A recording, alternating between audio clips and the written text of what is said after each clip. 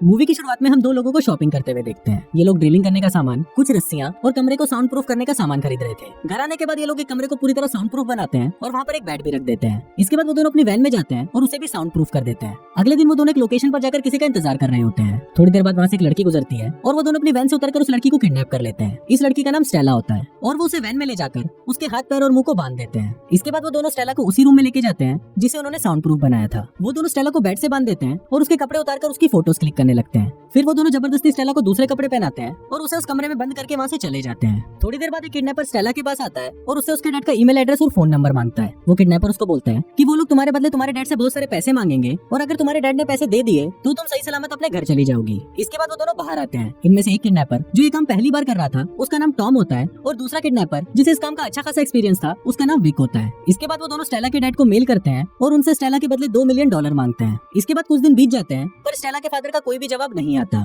फिर Wick Tom को बोलता है कि हमें स्टेला को पानी और खाने के लिए कुछ देना होगा। इसके बाद विक स्टेला के पास जाता है और उसे बोलता है कि मैं तुम्हें पानी पिलाने वाला हूँ जिसके लिए मैं तुम्हारे मुंह से इस पट्टी को हटाऊंगा। अगर तुम चिल्लाई तो हम तुम्हें बेहोश कर देंगे। स्टेला वहाँ इशारा करती है कि वो नहीं चिल्लाएगी पर विक जैसे ही उसके मुंह की पट्टी को हटाता है तो स्टेला जोर से चिल्लाने लगती है। ये देख विक उसके मुंह को बंद करता है और उसे एक बार फिर बताता है कि ये करने का कोई फायदा नहीं है क्योंकि ये पूरा कमरा साउंड प्रूफ है। फिर स्टेला को पानी पिलाने के बाद वो उसे बताता है कि उसे बाथरूम जाने के लिए 1 नंबर या 2 नंबर अपने हाथों से दिखाना होगा। तभी स्टेला 1 नंबर दिखाती है, मतलब उसे टॉयलेट जाना था।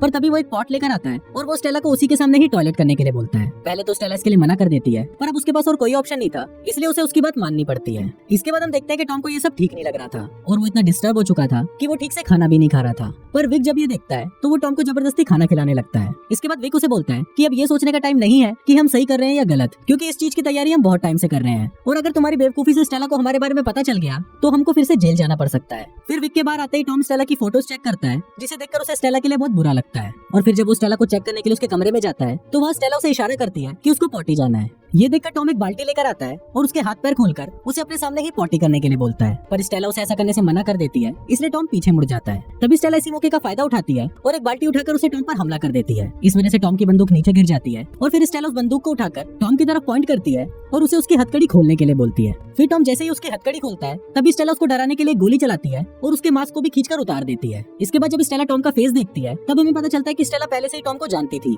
और वो दोनों पहले रिलेशनशिप में भी थे। फिर स्टेला के पूछने पर टॉम उसे बताता है कि जब वो जेल में था तो स्टेला उससे एक बार भी मिलने तक नहीं आई और तुमने मुझे अचानक छोड़ भी दिया, इसलिए मैंने और विक ने मिलकर तुमको किडनैप करने का प्लान बनाया। ये सब बताते वक्त टॉम अचानक स्टेला पर कूद जाता है और उससे वो गन छीनकर उसे वापस बेड से बांध देता है। इसके बाद वो स्टेला को बोलता है कि अगर इस बारे में विक को पता चला तो वो हम दोनों को जान से मार देगा और इसके थोड़ी देर बाद विक भी वहाँ पर आ जाता है। फिर विक टॉम को बताता है कि स्टेला के फादर ने पैसे देने से मना कर दिया है इसलिए उन दोनों को कोई दूसरा रास्ता ढूंढना पड़ेगा। अगले दिन वो दोनों स्टेला के रूम में कैमरा लेके जाते हैं और विक स्टेला को बोलता है कि तुम्हारे फादर ने हमें पैसे देने से मना कर दिया है इसलिए अब हम तुम्हारी उंगली काटकर एक वीडियो बनाएंगे और उसे तुम्हारे फादर को भेजेंगे। पर ये सुनते ही स्टेला बहुत डर जाती है और उन्हें ऐसा करने से मना करती है। पर विक उसकी बात नहीं सुनता तो स्टेला उसे बताती है कि वो प्रेग्नेंट है। ये सुनकर टॉम शॉक्ड हो जाता है और वो विक को उसकी उंगली काटने से मना कर देता है। वो बोलता है कि हमने इतना तो रिकॉर्ड कर ही लिया है कि इसके फादर पैसे देने के लिए राजी हो जाएंगे। इसके बाद विक जब स्टेला को खाना खिला रहा होता है तब स्टेला उसे बोलती है कि वो सिर्फ टॉम के हाथ से ही खाना चाहती है पर विक उसे मना कर देता है। वहीं टॉम की नजर उस बुलेट पर पड़ती है जो स्टेला ने उस पर चलाई थी। ये देखकर टॉम उसे उठाने की कोशिश करता है पर विक उसे उसकी जगह पर ही खड़े रहने के लिए बोलता है। फिर जब स्टेला को खाना खिलाने के बाद कटोरी से चम्मच नीचे गिर जाता है तभी टॉम उस चम्मच को उठाने के बहाने उस बुलेट को भी उठा लेता है। फिर वो टॉयलेट जाकर उस बुलेट को फ्लश करने की कोशिश करता है पर वो बुलेट फ्लश हो ही नहीं रहा था। तभी फ्लश की आवाज सुनकर विक को शक होने लगता है इसलिए पहले तो वो टॉम को आवाज लगाता है और उसके बाद वो सीधा बाथरूम के अंदर ही आ जाता है। पर उसी वक्त टॉम विक से बचने के लिए उस बुलेट को ही निकल जाता है। इसके बाद विक जब स्टेला के डैड को वीडियो भेजने के लिए बाहर जाता है तब टॉम स्टेला के पास आता है और उसे पूछता है कि क्या तुम सच में प्रेग्नेंट हो। तो उस पर स्टेला उसे बोलती है कि हाँ वो प्रेग्नेंट है और ये बच्चा भी तुम्हारा है। इसके बाद स्टेला को उल्टी आने लगती है जिसे देखकर टॉम उसकी हथकड़ियों को खोल देता है। फिर टॉम को अपने करीब देखकर स्टेला उसे रिझाने की कोशिश करती है और फिर जब टॉम का ध्यान नहीं होता तो वो चालाकी से टॉम को ही हथकड़ियों से बांध देती है। इसके बाद स्टेला बाहर जाने की कोशिश करती है पर दरवाजे पर लॉक लगा हुआ था। ये देखकर वो टॉम के फोन से पुलिस को फोन करती है और उन्हें सारी बातें बता देती है। पर फिर जब पुलिस स्टेला से उसकी लोकेशन पूछती है तो स्टेला को पता ही नहीं होता कि वो कहाँ है। तभी स्टेला की नजर घर की चाबी पर पड़ती है जिसको टॉम उठाने की कोशिश कर रहा था। ये देखकर स्टेला उसे उठाने जाती है पर तभी टॉम उसे मारकर बेहोश कर देता है और उसे फिर से बेड से बांध देता है। थोड़ी देर बाद जब विक वहाँ पर आता है तो टॉम उसके सामने ऐसा दिखाता है जैसे कि कुछ हुआ ही नहीं। फिर विक टॉम को बताता है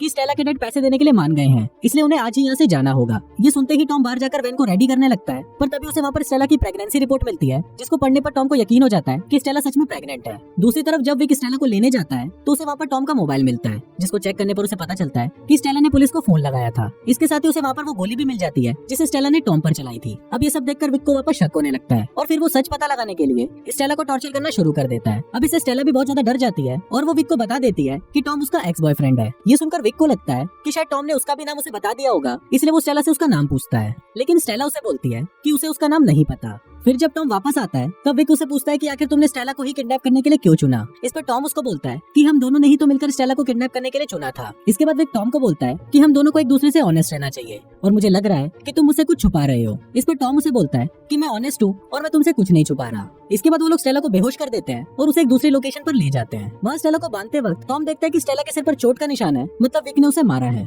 इसके बाद वो लोग स्टेला के डैड के पैसे लेने के लिए जंगल के अंदर जाते हैं, जहाँ पर टॉम देखता है कि वहाँ पर कोई भी पैसे नहीं है। फिर टॉम ये बात विक को बताने के लिए उसके पास जाता है तो विक उसे बोलता है कि मुझे पता है कि यहाँ पर पैसे नहीं है क्योंकि मैंने पैसे लेने के लिए लोकेशन चेंज कर दी थी। ये बोलकर विक टॉम पर गन पॉइंट करता है, जिससे टॉम भी समझ जाता है कि विक को उसके और स्टेला के बारे में सब कुछ पता चल चुका है, इसलिए वो खुद ही अपने और स्टेला के बारे में उसे सब कुछ बता देता है। फिर जब विक टॉम पर गोली चलाने ही वाला होता है तभी टॉम उसे चकमा देकर वहाँ से भाग जाता है। टॉम को भागता हुआ देखकर विक उस पर दूर से ही गोली मारता है और वो गोली टॉम को लग जाती है, पर जब विक उसको देखने के लिए उसके पास जाता है तो टॉम वहाँ से भाग जाता है। इसके बाद विक स्टेला के फादर से पैसे लेकर वापस स्टेला के पास आता है। यहाँ विक अब स्टेला को मारना चाहता था, इसलिए वो एक जहर से भरा हुआ इंजेक्शन लेकर उसे स्टेला को लगाने ही वाला होता है कि तभी पीछे से टॉम आकर उस पर हमला कर देता है। अब क्योंकि विक के पास एक गन थी इसलिए वो उस गन से टॉम को शूट कर देता है। फिर विक टॉम को जान से मारने ही वाला होता है कि तभी स्टेला अपने पैरों से विक को नीचे गिरा देती है। इसी दौरान टॉम के हाथ में वो बंदूक लग जाती है और उसी वक्त वो विक को गोली मार देता है, जिससे विक की वहीं मौत हो जाती है। इसके बाद टॉम विक की पॉकेट में से चाबी निकालकर उसे स्टेला को देता है, जिससे स्टेला खुद को छुड़ाकर आजाद हो जाती है। वहीं 2 गोली लगने की वजह से टॉम बहुत ज्यादा घायल हो गया था, इसलिए उसकी भी वहीं पर मौत हो जाती है। इसके बाद स्टेला वहाँ से निकलकर विक की कार में आकर बैठती है, जहाँ उसे वो पैसे मिलते हैं जो स्टेला के फादर ने उसे छुड़ाने के लिए दिए थे।